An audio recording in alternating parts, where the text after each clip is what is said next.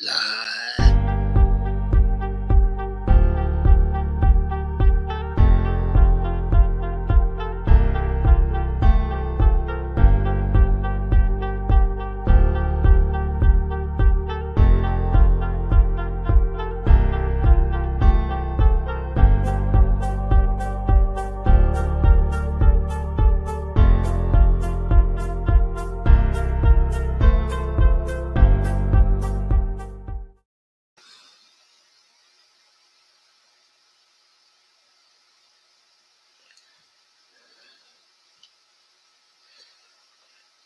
Hello, everybody. This is Empowering Democracy. I'm your host, Joe Firestone. And this is a Dump the Corruption show. Our topic is RFKJ, Shanahan, promises and positions. And what I want to start off with here, I want to start off with the money.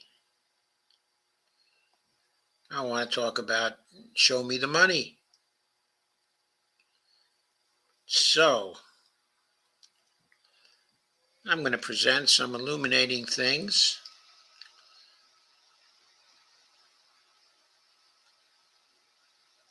from Open Secrets.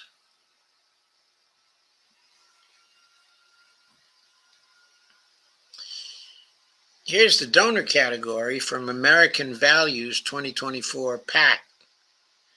Of course, that's the super PAC, or actually it's a carry committee, but that's sort of like a combined super PAC and PAC. And it shows who the major contributors were and the dates of their contributions.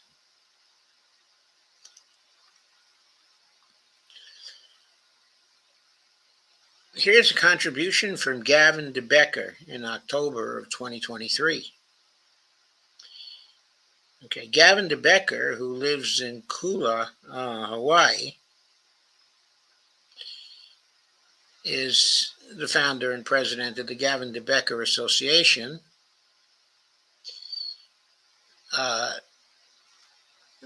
That's a security firm.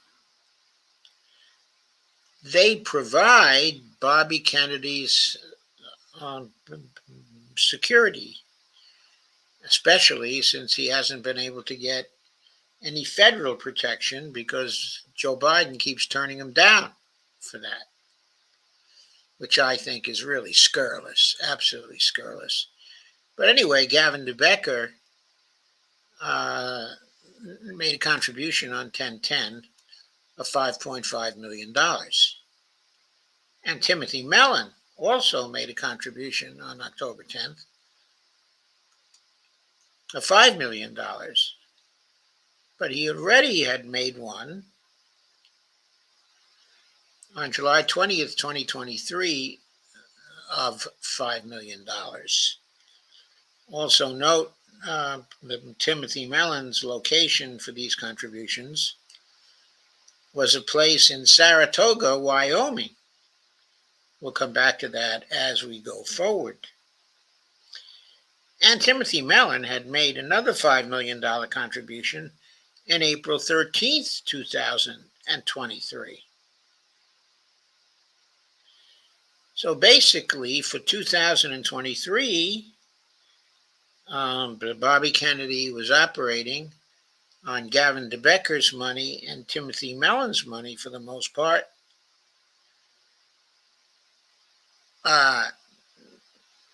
Then on January 8th, 2024, Timothy Mellon also made a $5 million contribution.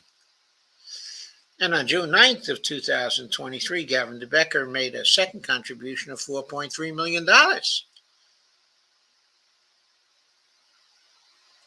Well, how much is that? 1, 2, 3, 4, 20 million, 25.5 million, 29.8 million between Timothy Mellon and Gavin DeBecker up through January 8th, 2024. Then suddenly, on June 31st of 2024, there's a $4 million contribution from Planet A Management, LLC, in Reno, Nevada. Who is that? Who is behind Planet A Management, LLC? It turns out to be Nicole Shanahan.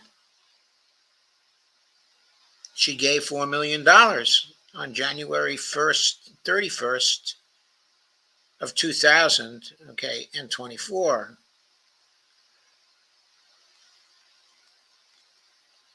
What was that used for? Turns out that $4 million was used for the famous Super Bowl ad that the Super PAC, the American Values Super PAC, ran on behalf of Bobby Kennedy. There were some other major contributions. There was Lila Sentner, a Miami Beach person who gave Bobby on July 18, 2023, $1 million. And then there are some relatively minor contributions like Michael Colby's for $300,000, Daniel Throp's $250,000, and here's Gavin DeBecker again for another $200,000 on April 17th, 2023. Well, evidently he wanted to bring up his total to $10 million, so that's what happened there. And then there were some other contributors, $175,000, $100,000. There was a notable one from Abby Rockefeller, who's retired, $100,000 on November 8th, 2023. There are some $100,000 contributions here. I'm not going to highlight all the contributions, but you're getting the picture. The main support as of January 19th, 2024, was coming from three people. They were Gavin DeBecker, Timothy Mellon, and also Nicole Shanahan, but especially Timothy Mellon and Gavin DeBecker. They outraised anybody else. I should say, they outspent everybody else in relation to the American Values Super PAC, which was so important in getting Bobby Kennedy going.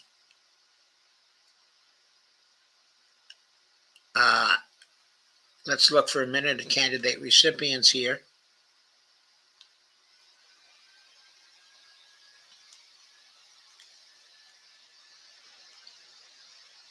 Total contributions from American Values 2024 PAC to federal candidates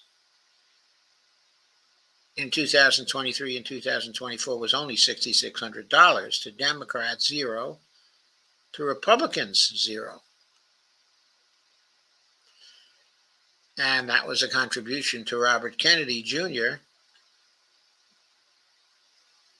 of $6,600. That was all the American Values 2024 PAC actually gave to federal candidates.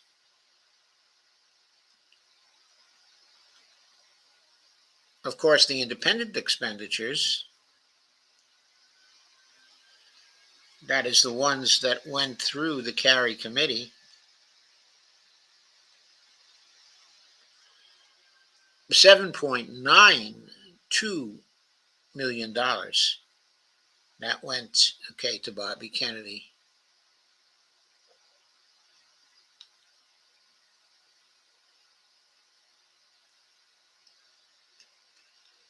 In 2024.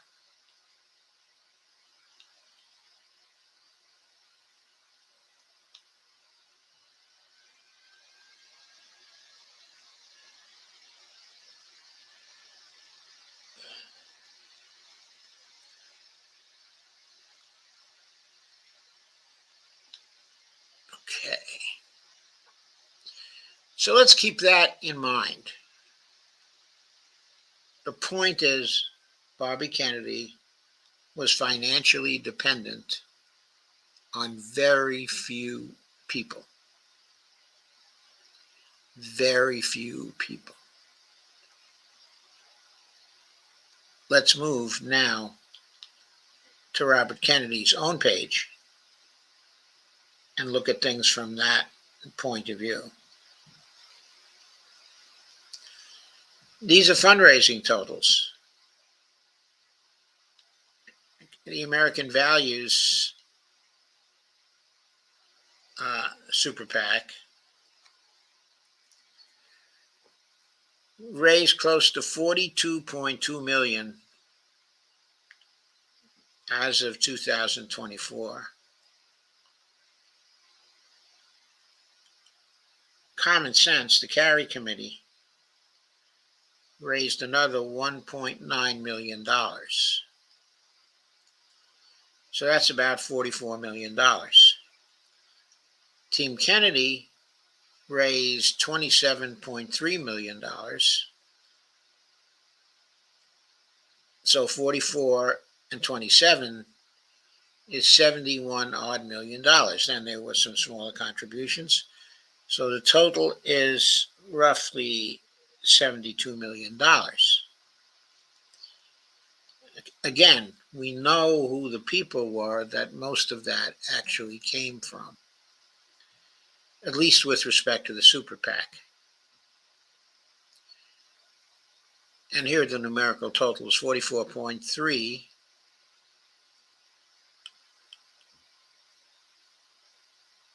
from outside groups. That's the Super PAC and the Carry Committee. And for Team Kennedy, the campaign committee, $27.3 million. The combined was $71.6 million, or as I said, $72 million, roughly. Total spent was $48 million as of March the 6th, 2024. So fairly recent.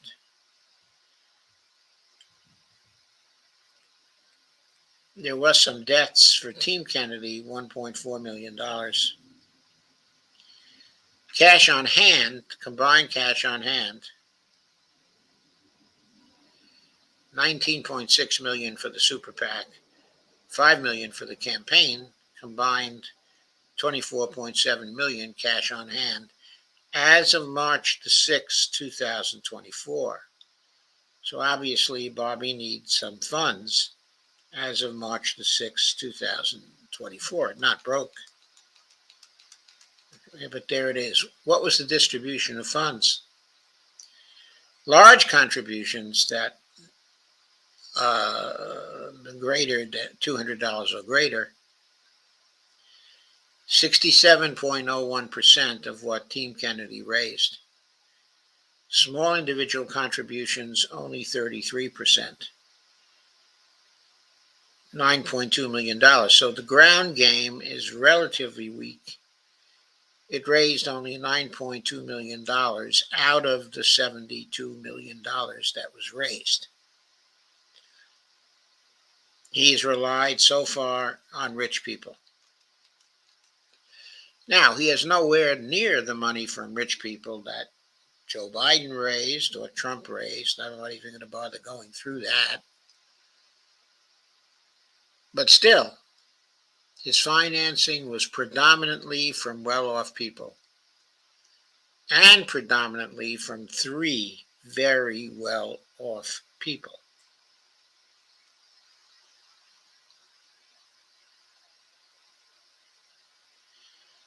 And here again are the contributors.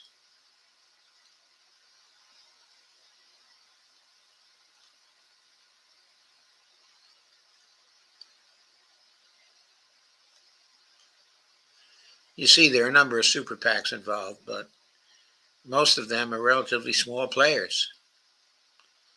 Only American Values 2024 and the Common Sense Carry Committee are over $1 million in contributions. Okay.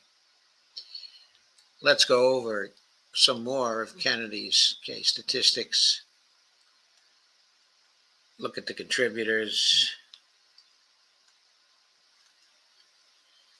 And again, there is Gavin DeBecker and Planet A Management. For some reason, the Super PAC is not listed here. Wonder why not. Sometimes I don't understand how these tables are compiled. This says the money came from the organization's PACs, their individual members, employees, or owners, and those individuals' immediate families. At the federal level, the organizations themselves did not donate, as they're prohibited by law from doing so. Organization totals include subsidiaries and affiliates. But still, where is the American Values Super PAC? I don't know. We've seen it in other categories, so we know what they did, but they weren't here. The geography category is of some interest because, again, it shows top states. Wyoming, $20 million, 83,000, 35.3%. That's Tim Mellon. Hawaii, $10.2 million, about 18%. That's Gavin DeBecker. California, $5 million. That's probably mostly Hollywood people. Also, Nevada, $4.9 million. That is mostly Planet A and specifically Nicole Shanahan. Then there's 16.7 million from all the other states of the union, all the other contributors. If you look at it in terms of metro areas, there's no listing of the Wyoming contributions at all, because I gather Saratoga, Wyoming isn't in a metro area. But if you look at it by zip code, then the top zip code is Saratoga, Wyoming, $20 million. And you can clearly see those are the contributions of the individuals we spoke of already. So you can see it reflected in the geographical distributions. When you look at independent expenditures,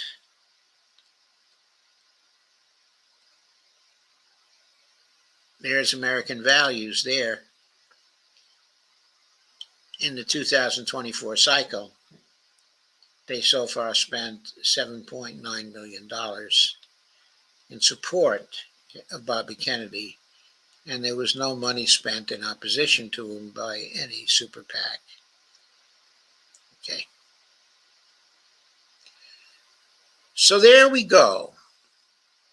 So news, of course, has surfaced that Timothy Mellon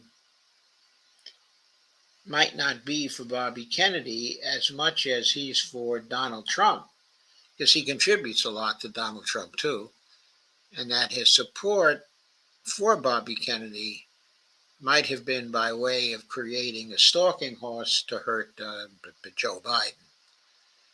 In any case, there haven't been any recent contributions from Tim Mellon. And maybe he doesn't intend to support Bobby Kennedy going forward.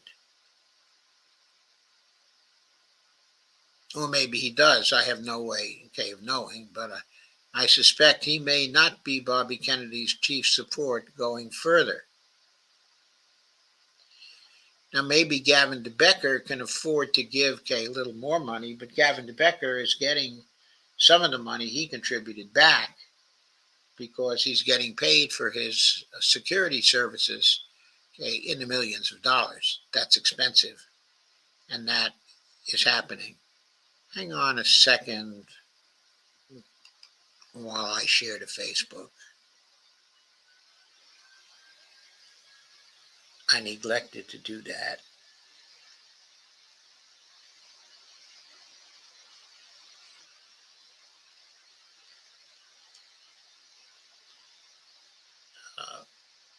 Some reason the sharing function here is not working for me.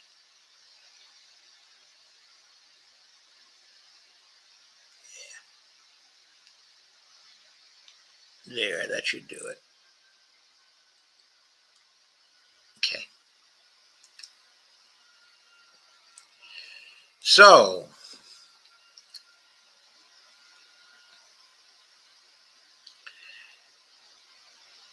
what do we gather from that? From the standpoint of further support for the campaign, really live wire at this time was Nicole Shanahan. So Robert had a very big incentive for bringing her in as his running mate. The financial part, okay, of that motivation was strong.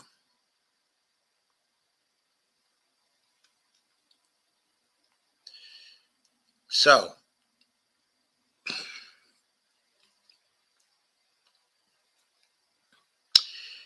now let's go to Nicole Shanahan.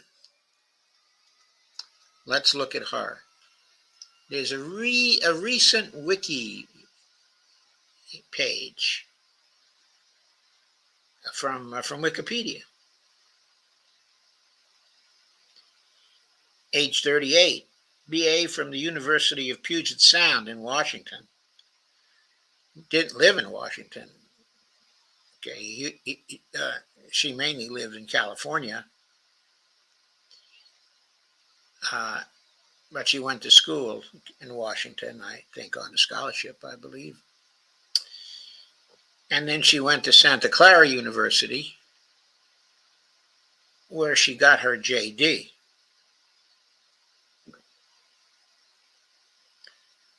Her spouses were Jeremy Krantz, married him in 2013, divorced him in 2015. His full name is Jeremy Asher Krantz.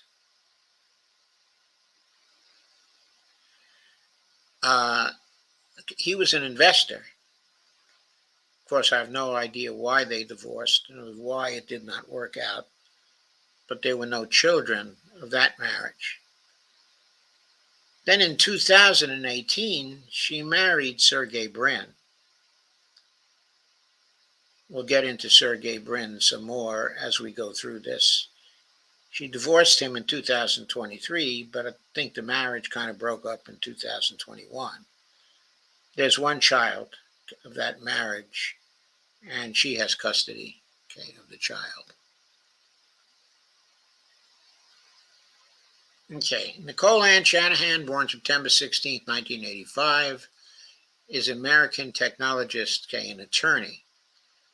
She's the running mate of Robert F. Kennedy Jr. in his 2024 independent presidential campaign. So this page went up overnight. Born to a Chinese immigrant mother in the Placer County, California. Hope that's how you pronounce it. She graduated from the University of Puget Sound, where she studied Asian studies, economics, okay, and Mandarin. She evidently did not study technology or artificial intelligence or anything like that. Before law school, she worked as a paralegal and patent specialist, the latter role at Defensive Patent Aggregator, RPX Corp. She was a fellow at Stanford Law School's Codex, Stanford Center for Legal Informatics. In 2019, she established a private foundation via Echo. She was married to Google co-founder Sergey Brin from 2018 until their divorce in 2023.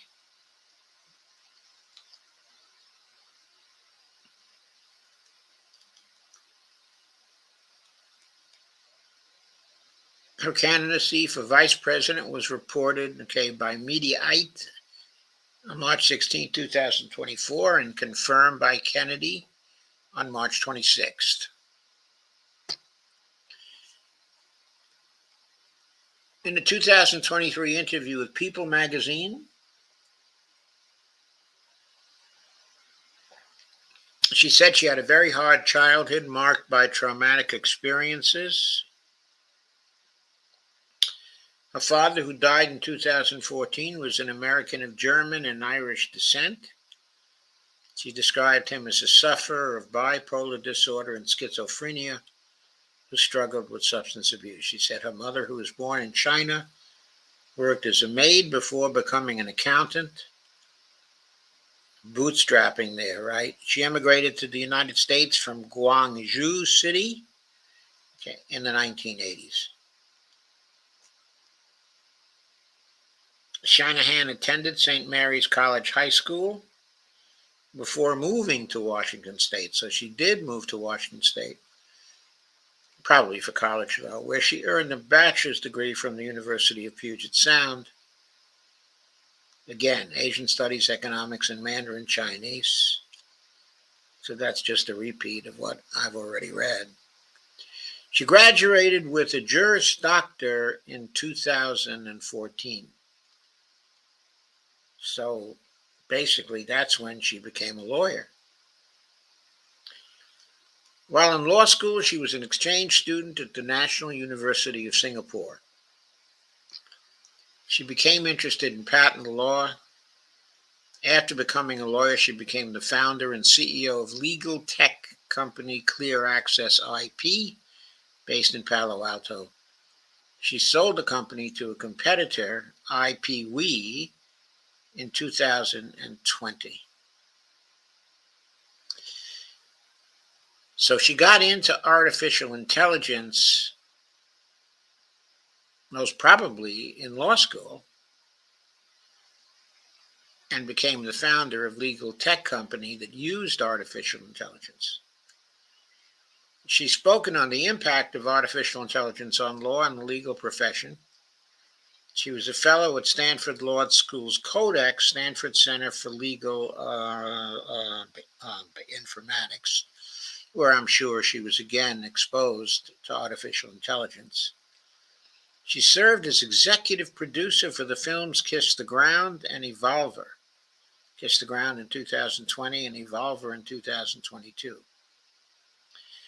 Shanahan is a member of the board of Carbon Royalty Corporation. She invested in Linus Biotechnology, Incorporated, Linus Bio, a biotech firm, during a venture funding round in January 2023 when, as we'll already get into, she was quite rich. 2023, she joined the board of Extreme Tech Challenge.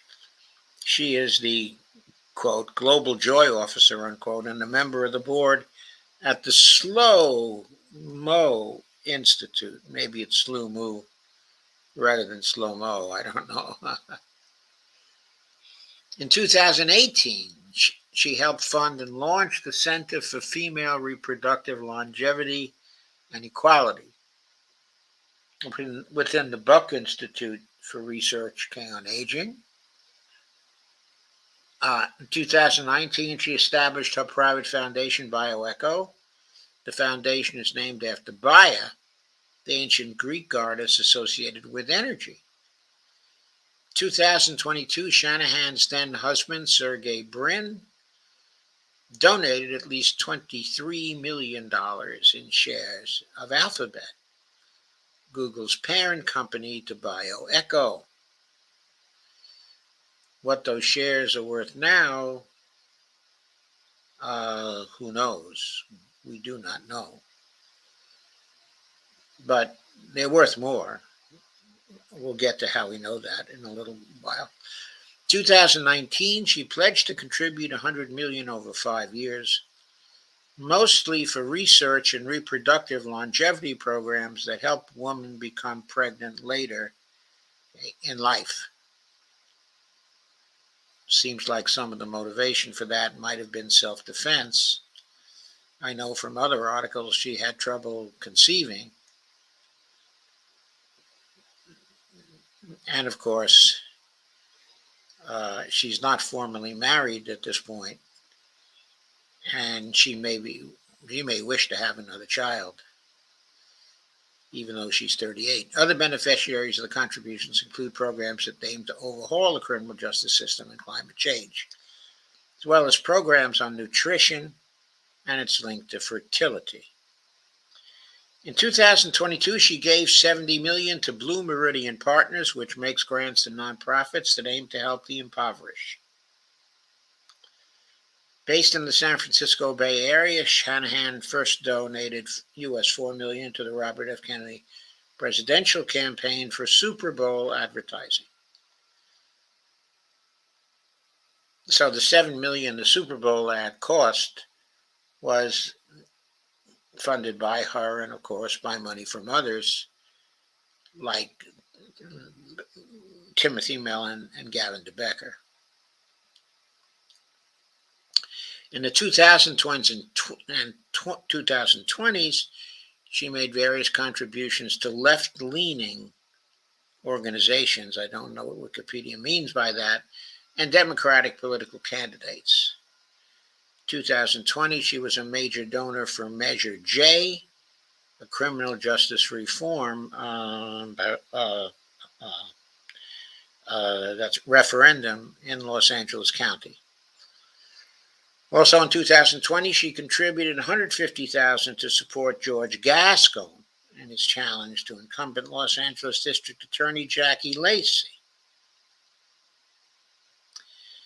During the 2020 presidential primaries, Shanahan contributed $2,800 each to the campaigns of Marianne Williamson and Pete Buttigieg. She co-hosted a fundraiser for Buttigieg in December 2019, along with other wealthy Silicon Valley figures. After Joe Biden became the presumptive nominee, she supported the Biden presidential campaign, contributing $25,000 to the Biden Victory Fund. So that's her, based on her political activities and her contributions. She obviously qualifies as at least someone who is vaguely progressive. Her contribution to Marianne Williamson suggested that she may be fairly characterized as fairly progressive. That is somewhat modified the other way by her contribution to Buttigieg. Contribution to Biden was almost compulsory since she defined herself as a Democrat in those days, and certainly was a well-off one. Here's her role in the Robert F. Kennedy presidential campaign. In May 2023, she donated the maximum of $6,600 to Kennedy's campaign. But that was to Team Kennedy, in other words. After Kennedy dropped out of the Democratic primaries in October 2023, instead of announcing he would run in the general, she said she was incredibly disappointed and would not support his run. In early 2024, however, Shanahan reversed course and resumed backing his candidacy. She donated $4 million to a super PAC to pay for a 30-second TV ad at the Super Bowl.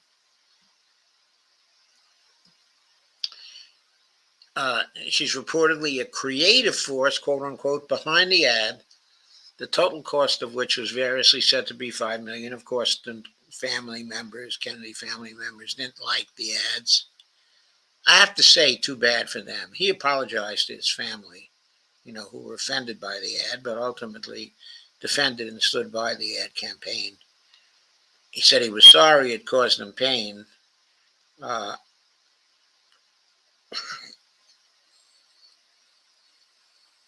personally think the ad was a good ad.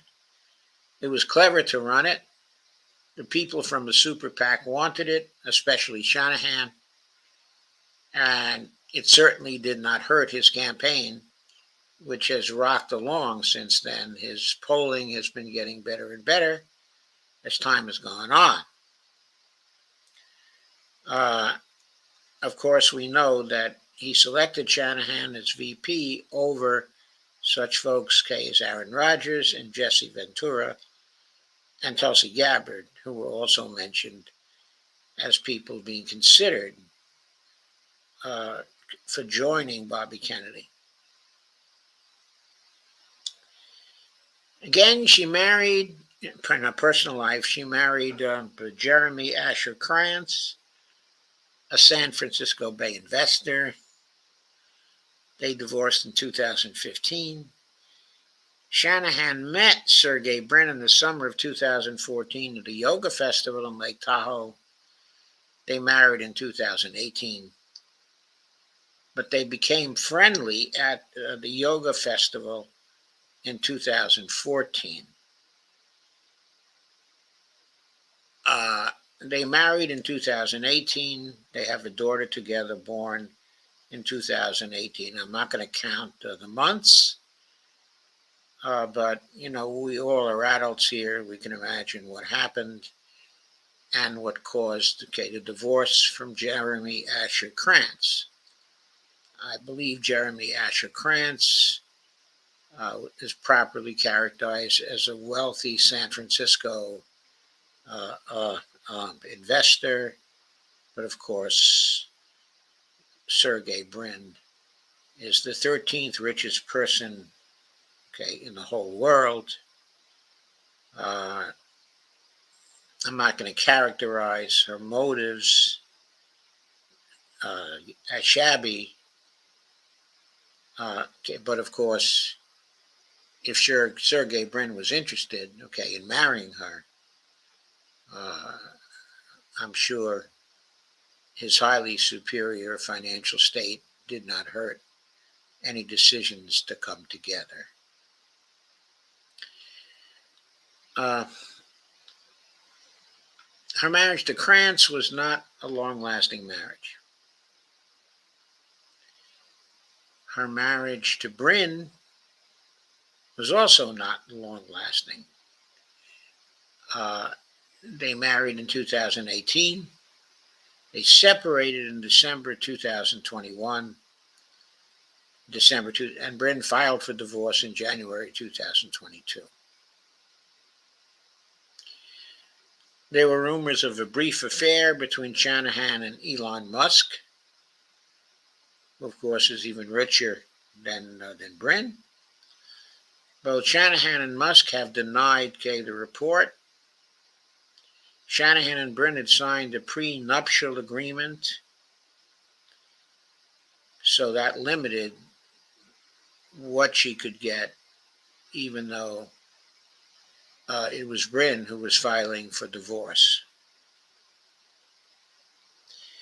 During the divorce proceedings, Shanahan's attorney argued she signed the prenuptial agreement under duress, and in mediation sought more than $1 billion of Brin's $95 billion fortune. What I have to say about that is that now Brin's fortune is something like $115 million. So it's gone up by 20%. Since a lot of what Shanahan got was in stocks, we can presume that whatever she did get, it went up by 20% since the divorce. It was finalized in 2023 in a confidential arbitration. Forbes reported that she likely received around 2.6 million Alphabet Class B stocks from Brin, worth $390 million in March of 2024. And possibly she received an equal amount of Class C shares, which would put her fortune at close to $800 million. So she can finance Bobby's campaign. Bobby has said elsewhere that he thinks he probably needs $500 billion to get his message out. He doesn't think he has to spend as much or raise as much as Trump, or Biden, but he thinks he needs roughly the $500 million. Now, as we can see from the Open Secrets figures, he's raised, either the Super PAC or Team Kennedy, have raised roughly $72 million thus far. Shanahan was only responsible for $4 million of that.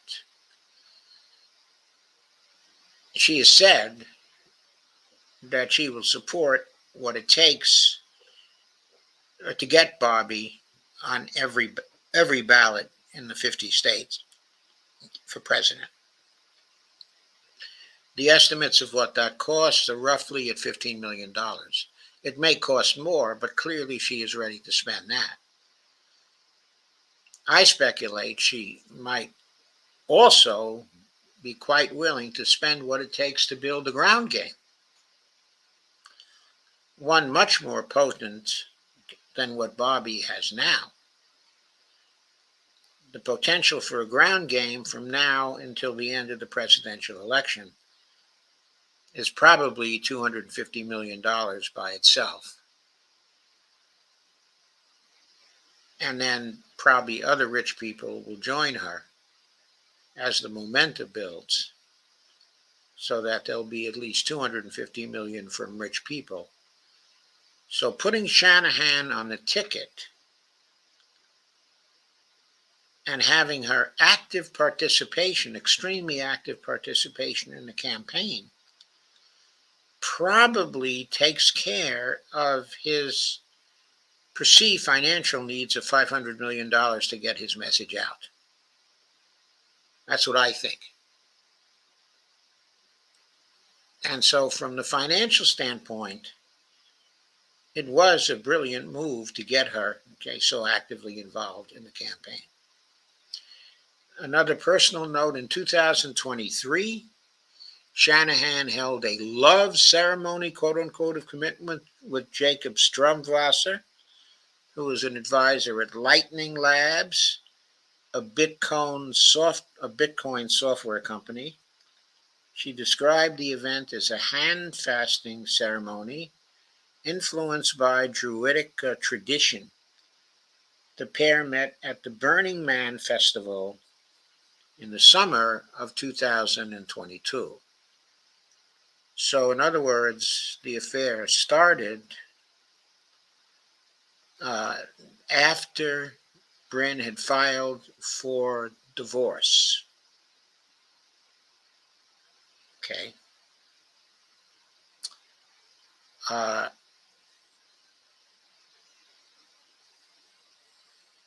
I note the love ceremony did not involve, a marriage,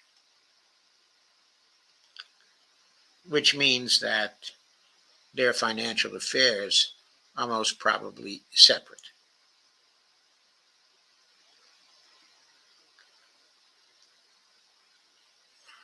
Okay. So that's her life. I think it's a profile of a person whose childhood was hard, who was very talented, extremely bright, who must have done extremely well in law school because she made it into the Stanford program, who successfully developed her own application, which used some AI techniques, which she was able to sell to a competitor in 2020. She was a fellow at Stanford Law School's Codex, extremely high prestige. In her speech, her acceptance speech, she mentioned that she was into big data and wanted to use big data sources coupled with artificial intelligence to arrive at a solution to the problem of chronic disease, in the United States. So she wants to do that as vice president.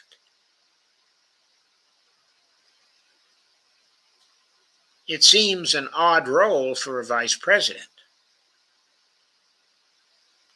Vice presidents generally have, in these days, a more general role of helping the president out, in various ways. Bobby may have different plans for her. As a person who announced herself in her talk as being, well, virtually as someone who's a peacenik, and of course who said Bobby was the only peace candidate.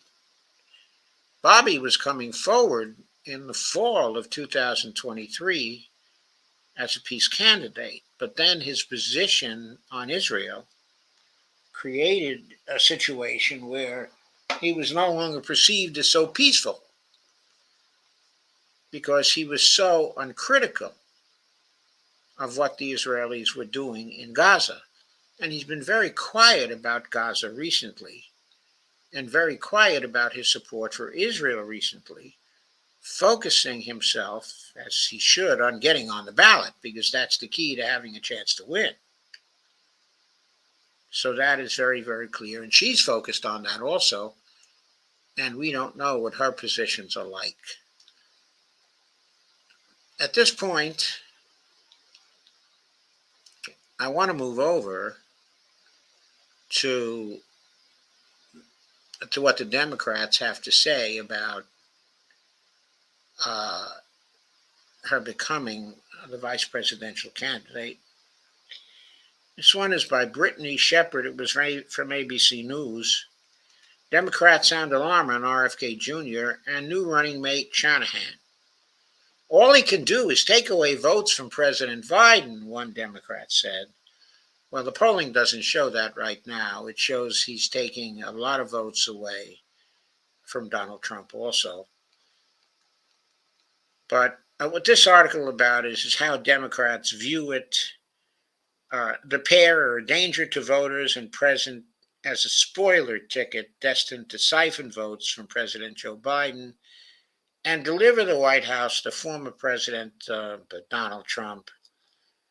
That, I think, is not necessarily true because of the MAGA break in the Republican Party, with so many Republicans now floating around, as independents, who would normally go for Republicans, but who might want to go for an independent, defining themselves as a centrist, and a unity candidate, which is the way Bobby is defining himself at this point. In a DNC call on Tuesday night, several party surrogates called Kenny's presidential bid, quote, disgusting, unquote, and a ploy to reelect Trump. Now, I have to say, these same people didn't think that it was disgusting when the DNC and Joe Biden rigged the party primary against Kennedy, forcing him to run as an independent. He wouldn't be running as an independent now, and we won't be talking about a ploy to reelect Donald Trump if the Democrats had made a decision to run a Democratic primary, small d Democratic primary. We know how the primary has been rigged, how it's been a force, how it has been anti-democracy.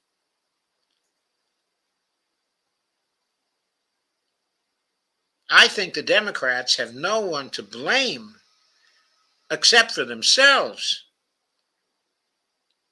They could have had Bobby happily within the party, happily competing in a fair contest for the presidency, most probably by this time running 50-50 with Joe Biden, eventually destined to win the nomination from him, and they would have had, of course, an attractive candidate. But they insisted on their deal flow, and they insisted on not rocking the boat. They insisted on suppressing democracy in this party, and now they think it's disgusting that he's running as an independent. How disgusting was it that they rigged their primary and shut down the voices in the party who wanted something new and who want something new to this very day? All he can do is take away votes from President Biden and make it easier for Donald Trump to win. And whose fault is that? And we simply can't afford to let that happen, said Pennsylvania Lieutenant Governor Austin Davis.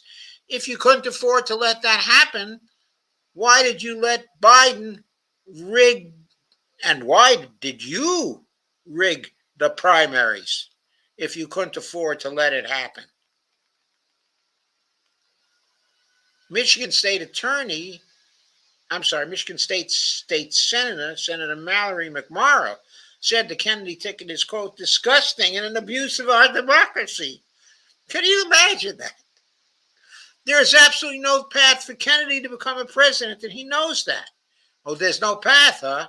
You think there's no path? He's running at like 25% now. He's getting close to a third of the vote. At least in terms of approval ratings, he's getting close to a third of the votes. You think there's no path for him to become president? There's a path if he gets on the ballot. There's a path now since he's picked a VP who herself can spend enough money to get him on the ballots in all 50 states and who can also fund a ground game. And McMurray said that's why he picked a VP who can fund, who can buy his way onto the ballot in a number of states. She can buy his way onto the ballot in all 50 states and not even feel it because she's got $800 billion. First of all, that's disgusting and an abuse of our democracy. And you freezing him out of the Democratic primary wasn't an abuse of our democracy? Come on.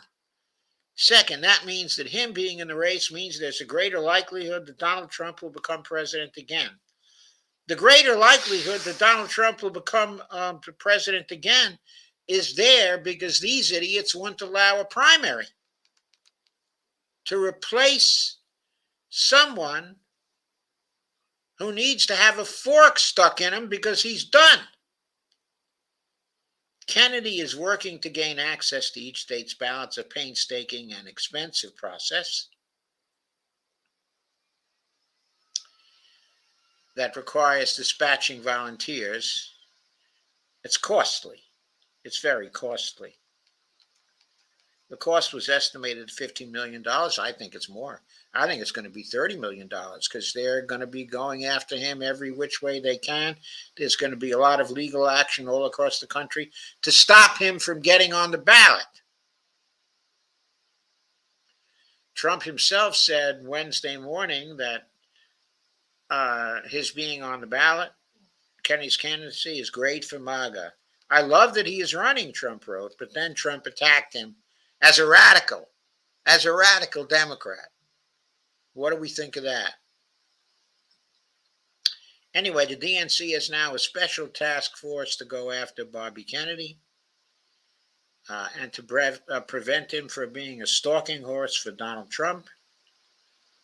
And they're talking about more suppression of everything to get rid of Bobby Kennedy. So now they've got a two-front war on their hands. They realize it's a two-front war because of Bobby Kennedy's appointment, of Nicole Shanahan. So I thought it was important to make that clear. Now, let us talk about this. I was going to play some of Shanahan's speech, but I'm going to let you do that by yourself My impression of it was that she's going to be the most brilliant of the people running for vice president.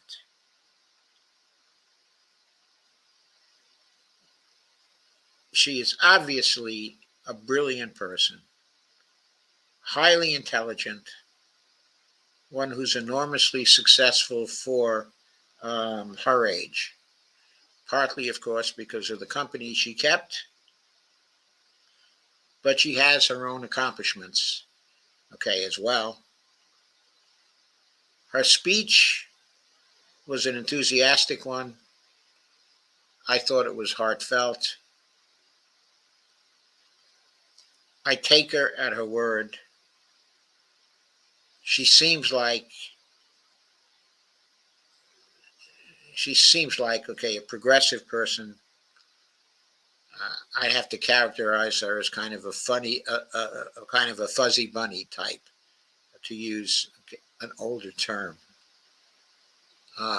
She doesn't seem to be an outwardly tough person because even though her childhood, okay, was very hard, since at least maybe 2013, it seems like the way has been greased for her and success has been fairly easy.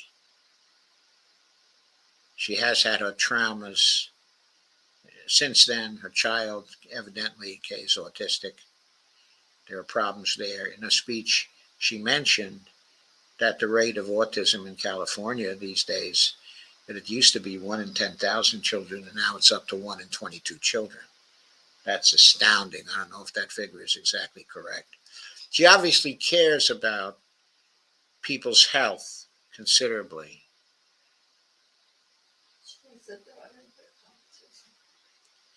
Yes, I mentioned that just now, Bonnie. So, obviously, she cares about the climate and the environment also. She mentioned that also last night. She spoke of regenerative agriculture as being an answer for the climate emergency. In my view, that's very, very, very important, but it's not the answer for the climate emergency. There's no way to meet the climate emergency if we can't stop the entrance of greenhouse gases into the air. She didn't talk about that. She didn't talk about the technology of that.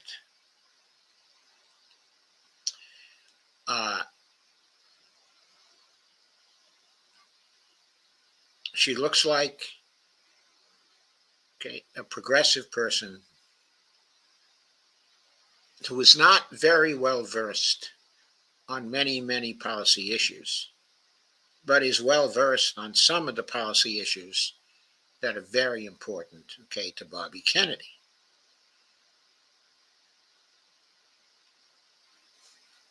And so she will be important in that respect. What about her as a vice president?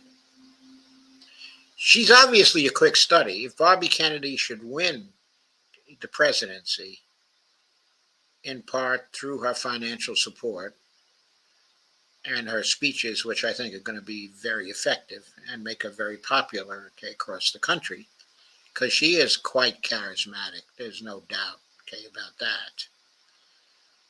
If that's what happens during the campaign and she becomes the vice president, with 4 years under her belt and probably 8 years, probably 2 terms, for Robert Kennedy,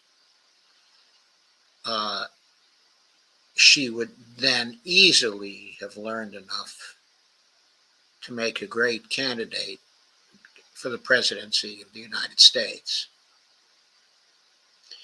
So from the succession point of view, she's a really good candidate for vice president.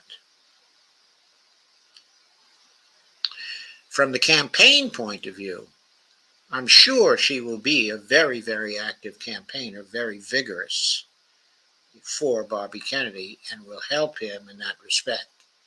And I said she's very charismatic. She's likely to get some votes. Her role in financing the campaign, if she does choose to finance it, will be very, very important. If she ends up spending 70 million of her own money on it, or 80 million of her own money, that is probably enough to build a ground game that will be formidable and worth hundreds of millions of dollars for Bobby Kennedy. She can bring in other big donors as well, for sure, from her Silicon Valley circle. I think it's very likely they'll be able to hit the goal of $500 million as the Silicon Valley candidate. Now, they won't all be for her in Silicon Valley because she puts herself forward as a representative of someone who wants artificial intelligence before it becomes a danger to us all. That is very, very important. Okay, Dee, I know you have your show at this point. I'll be over to you as soon as I can be. I should be able to end this in not too many more minutes, but I will be joining you. So, I think of the choices that were mentioned as the other vice presidential candidates. When you throw in the financial aspect, I think she becomes a compelling choice because from the standpoint of the campaign, since Bobby Kennedy had not been running a dump the corruption campaign, a full-blown dump the corruption campaign, and he had not been basing his progress so far on small donations, if he was to have a chance, okay, for the presidency, he had to get in someone who had real financial power and who was going to be close to him. He couldn't really count on Timothy Mellon because Mellon was obviously also supporting Trump. He couldn't count, okay, on Gavin de Becker because I believe Gavin de Becker has given all the money that he is able to give at this point. So he needed a financial engine, really, to get him started and to help him get the ground gaining potential he needs for the rest of this campaign. I think this was the best choice he could have made for vice president, okay, at this point. So I think this was really a genius move from the standpoint of the campaign. But what we have to do now is to look at this from the standpoint of what is wrong with Bobby Kennedy and the Bobby Kennedy campaign. And I'm going to share something with you now.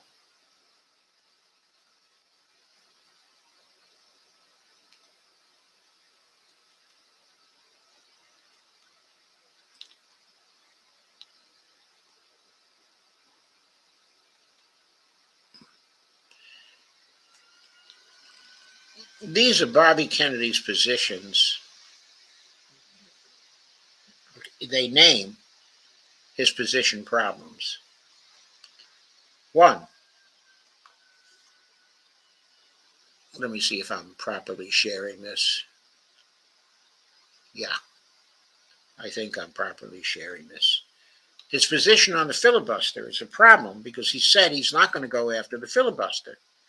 If he doesn't go after the filibuster, he's not going to get anything through. Now, he's obviously pro-choice. She's obviously pro-choice also. They're both obviously pro-choice. But how can they be counted upon to bring back choice for women if they're not going to get rid of the filibuster? They talk about health and chronic disease and eliminating chronic disease in the United States and supporting all kinds of research to get that done. Last night, or was it 2 nights ago, I forget, Shanahan was talking about uh, getting the cures for chronic uh, disease, get them known, get the technological problems, the scientific problems solved in weeks because of the ability of a task force she would set up to mine big data. Let's say that could be done. How are the necessary measures going to be delivered to people without Medicare for all? If there's no Medicare for all, it's going to be just another solution that will be enjoyed by the wealthy and the upper middle class, leaving most of the American people out. They got to go for Medicare for all, but Bobby said he's not willing to fight for it because it'll be too heavy a lift. I think he's got to start fighting for it right now and change his position on the filibuster. She, of course, has said nothing about either of these two. Then, of course, he has the problem of taking big money from contributors. Now, the way it looks to me now is a little different. He's taken big money from just a few contributors. And if Timothy Mellon doesn't continue to support him with big money during the campaign, it seems to me he won't owe anything to Timothy Mellon because Timothy Mellon is also funding Donald Trump. So why should Bobby owe him anything more if from this point forward he's going to go with Donald Trump? Also, Gavin DeBecker is played out. Are there any other big money people on the horizon? There don't seem to be. So now he'll be relying on basically Nicole Shanahan. And maybe that's all. There's potential here for a ground game, raising lots of money from small donors, fueled by capital investments from Shanahan, whose policy views will be in line with the ones voiced by Kennedy during the campaign. If those policy views turn out to expand and include Medicare for all and more vigorous kinds of climate programs,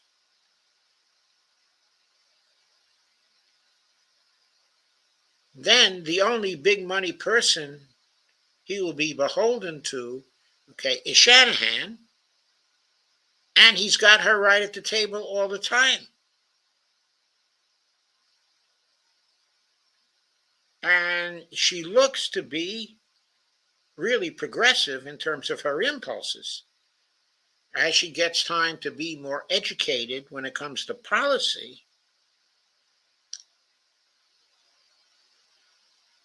you might have a person with big money, persons with big money, running mostly small donor campaigns from here on in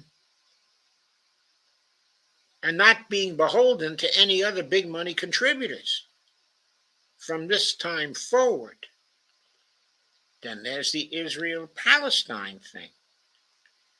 How can we elect a president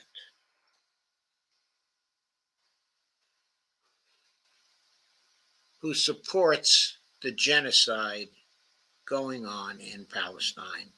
How can the American people elect such a president? Both Trump and Biden support that. As far as we know, Bobby Kennedy does too.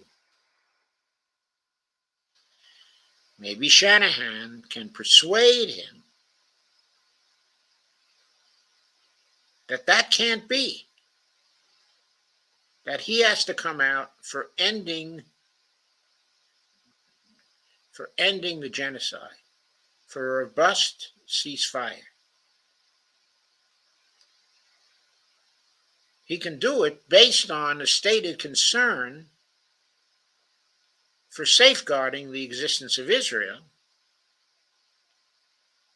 and stating a view that the only way Israel is going to survive, in the Middle East is if it starts acting like it deserves to be a nation state,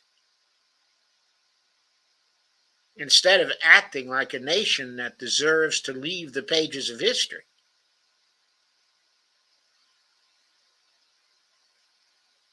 Anyway, I believe that if his campaign is to be successful, this has to be done. Maybe Shanahan could help to convince him, to do this. Now, we come to federal debts and deficits, fiscal responsibility, and federal spending. He was going crazy on Tuesday night, talking about how high the deficits are, how bad our debts are, $34 million, trillion dollars going on, $35 trillion, unsustainable. In other words, talking austerity bullcrap. If he goes ahead with this austerity bullcrap and he is serious about it, he will be able to fund nothing. The climate emergency is going to cost $100 trillion to fund, to meet that. He's going to need to deficit spend. He's going to need to use platinum coins. He's going to need to get Congress to begin to adopt overt congressional financing. He's going to need to learn some MMT. If he doesn't, his presidency is going to be a failure. There's no evidence that the education of Shanahan involved any MMT, and certainly Bobby looks like he's completely ignorant of it. He needs to call Stephanie Kelton and Warren Mosler and Randy Ray, and maybe some of the rest of us, and get a rap about why the federal debt is not unsustainable. It's entirely sustainable. That real fiscal responsibility is legislating for the public purpose, including, of course, controlling inflation.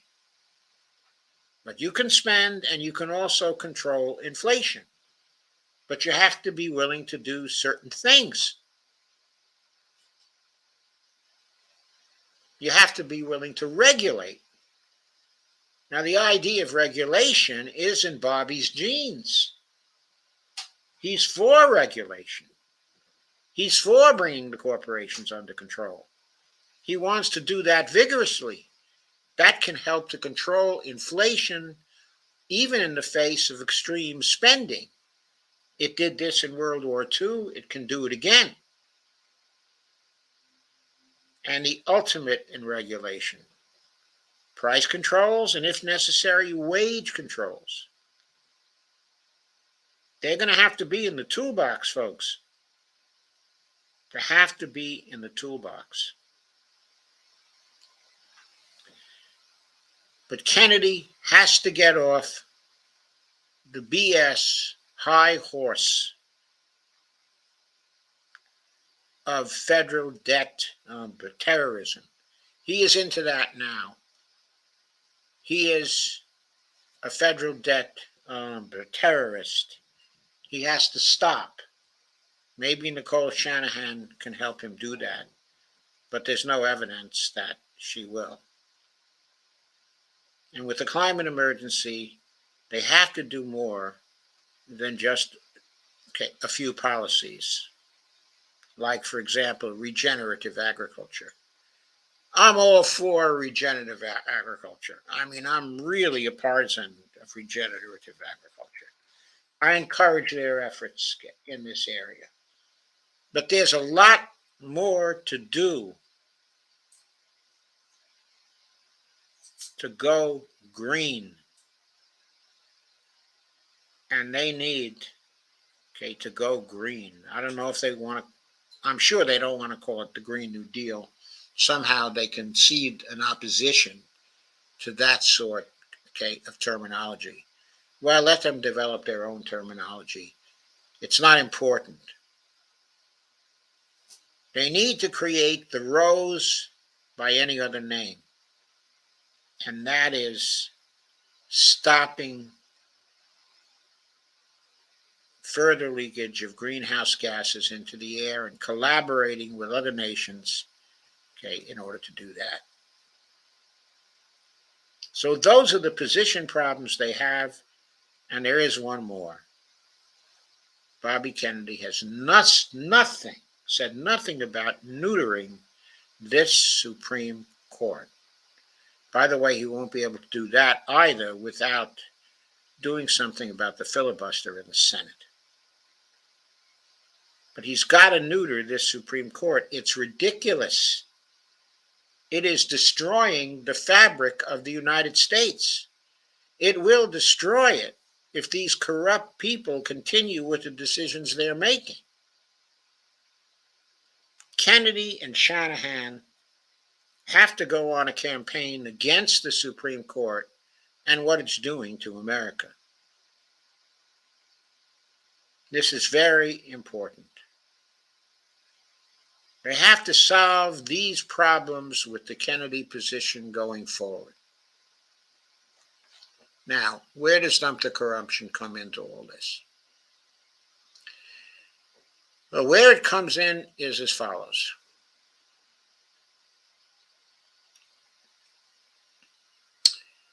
I have not been able to get the dump the corruption movement really going, even though I've been trying for a year and a half now. It has gone, but nowhere. I do not have the talent, to build a movement. That's simply not me. But I know the dump the corruption movement, is necessary. What would the dump the corruption notions have to say about the Kennedy-Shanahan campaign? Well, a long time ago, I posited a situation where there were a number of candidates who were running, and they were all taking big money. But one was taking much less big money than others. I did not envision the situation where one candidate was primarily beholden to a single funder who was his vice presidential candidate. If that's the way the Kennedy campaign develops from here on in, he will obviously be the candidate who is the least corrupt among the major candidates. Now, of course, that will be then a situation where, hands down, he will be a superior choice to Biden, and to Trump. But there are also Cornel West and Jill Stein running. But the problem with Cornel West and Jill Stein is with 7 months to go, in this electoral period, they have gained no small dollar traction. Neither of them is really running a dump the corruption campaign, nor have they used the dump the corruption idea to raise much in the way of small dollar contributions.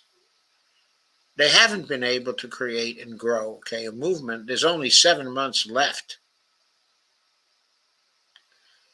As we're getting closer and closer to Election Day,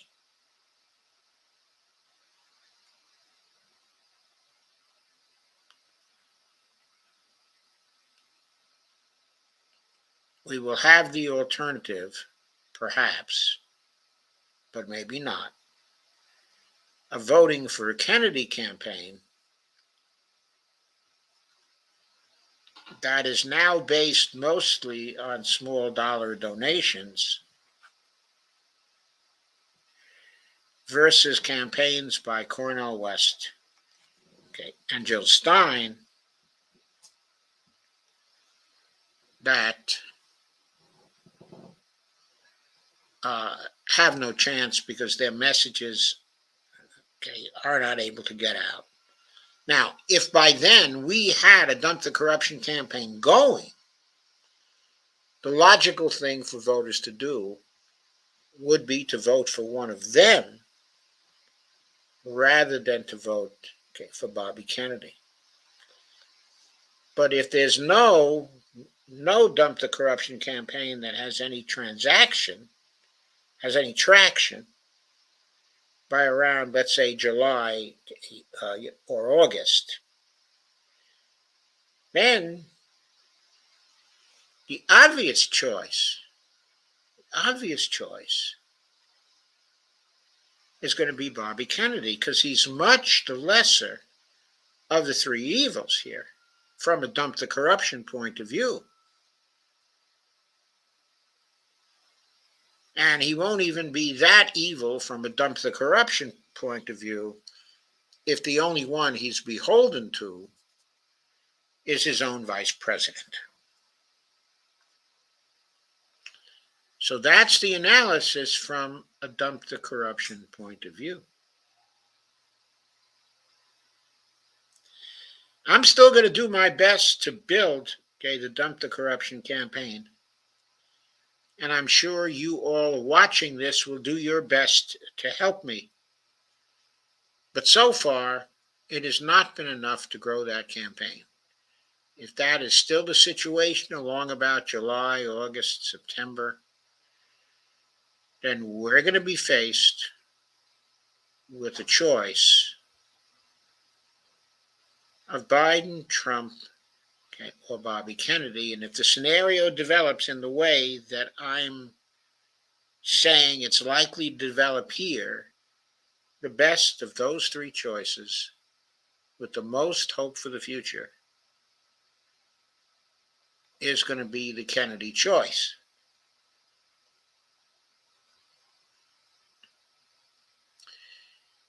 And so that's how I think Dump the Corruption plays in the presidential campaign.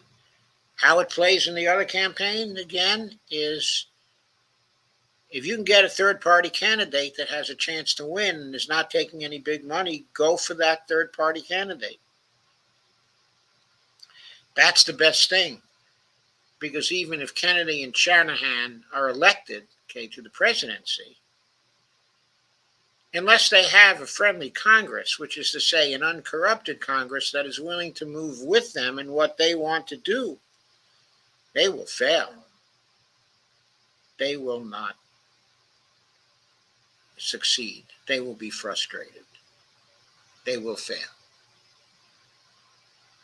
So the Dump the Corruption campaign can still be very useful if we can get it going at the congressional level.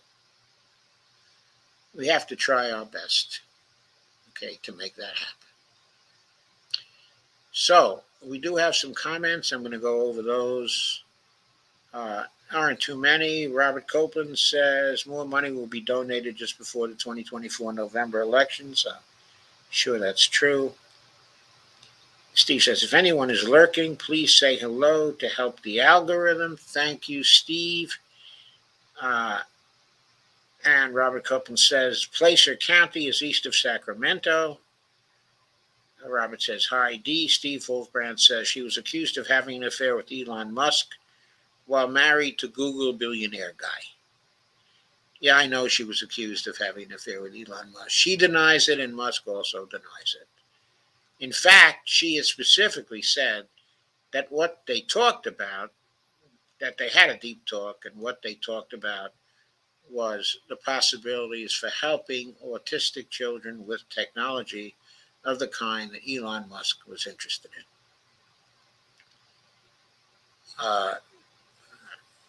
I'm ready to take her at her word unless there's other evidence. What is her position on the, and by the way, I don't even care if there's other evidence, since I'm not here to morally judge people uh, as far as their personal affairs go. And I don't think you should be either. Steve Wolfbrand says, what is her position on the genocide in Gaza? I don't know. I wish I knew. Steve Wolfbrand says, well, it's a better pick than the football player. Yeah, it's a better pick than Aaron Rodgers, but it's a better pick than Tulsi. I mean, really, where would he go with Tulsi if he runs out of money about now? Of course, she might have continued to give him money anyway.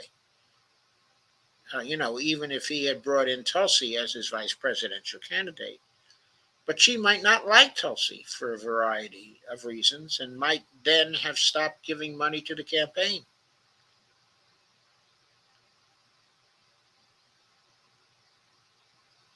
As far as Jesse Ventura, you have to say, as great and attractive as Jesse Ventura is,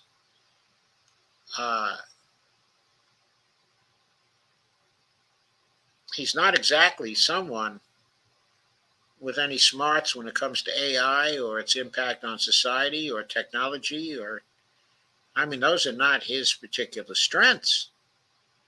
His particular strengths are in the area of calling a spade, which is very important, and the regulatory area, and just sheer fairness, which is very, very important. He says, I'm enjoying listening to you, but I'm enjoying the show. See you soon. When does Trump have to reveal his VP candidate? He doesn't have to. Election system is biased. Third-party people have to reveal their election candidates and something like reveal their VP candidates in certain states by a certain time. Okay, but the major party candidates don't have to reveal their VP candidates until their conventions. So the major party candidates have an unwarranted advantage in this respect. Steve Wolfram said, I haven't made up my mind except never Biden. Well, I gave you some thinking tonight, which I hope will help you to make up your mind. Let's see if the scenario works out as I hope it will and think it may. Andy Candy says, here, busy. Steve Wolfbrand says, hi, Andy. And, Steve Wolfbrand says, not Placer, it's Placer. Sorta. Thank you, Steve. It's Placer County.